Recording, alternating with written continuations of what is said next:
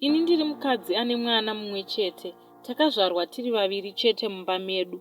Takakura tiri vanhu vakadzidziswa kunamata nekutsanya. Zvakaoma tainzi pfugama unamate. Ndiri musikana akasangana nematambudziko akati wandei. Kubva pakashaya amai vangu, baba havana kumbobvira vaita kee nesu. Taizviraramira tega kusvika varoora mumwe mukadzi uyo akaramba kugara neni ndokubva atora kasista kangu. Ndakatenda Mwari nekuti ndakapiwa zvinhu zvaamai vangu ndokutoitawo imba yangu kubva ipapo. Ndakatanga kuita zvekutengesa asi zvaisafamba. Kupedzisira ndotsvaga basa mukantini yekuchechi kwataienda, uko rakangopera zvisina kunzwisisika. Ndakaona kuti izvi hazvisi zvega ndokunamata, asi zvakatora nguva ndokuzoita. Kubasa kuye ndakafonerwa kunzi ndidzoke. Upenyu hwangu wakabva wachinjawo, asi mwana waamai vangu aibatwa rafu, zvakaita kuti ndimutore ndigare naye. Ndakamuendesa kuchikoro kusvika form 4, akazoramba kuenderera mberi, asi anga akapasa. Ndakaita vakomana vanokwana 3, asi pavese mumwe chete ndiye wandaida nekurispekta zvakanyanya. Ndiye akanga ave kubhadhara rent nekutenga chikafu. Ndakazoroorwa asi hama dzaamai vangu hadzina kuudzwa nababa vangu.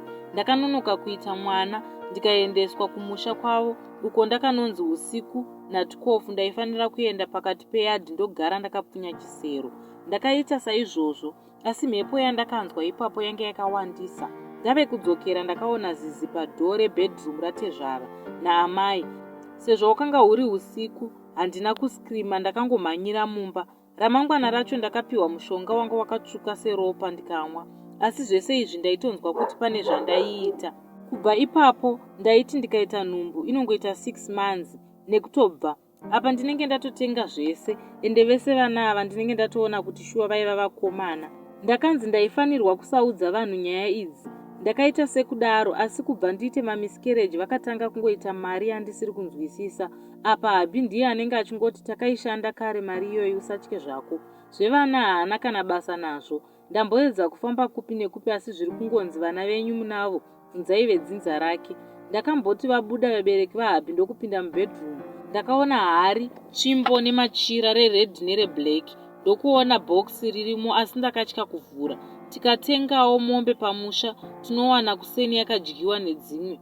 Panoitika mashura neminana chaiyo pamba apa. Kubva zvandaona izvi, ndave kuda kusiya marriage asi kuti ndingoti handichade hazviite. Ndipewo vedu vemazano ekuti ndingabve sei mune zvakanaka nekuti vanhu vacho vanogona kundiuraya. Thanks kune vachabatsira.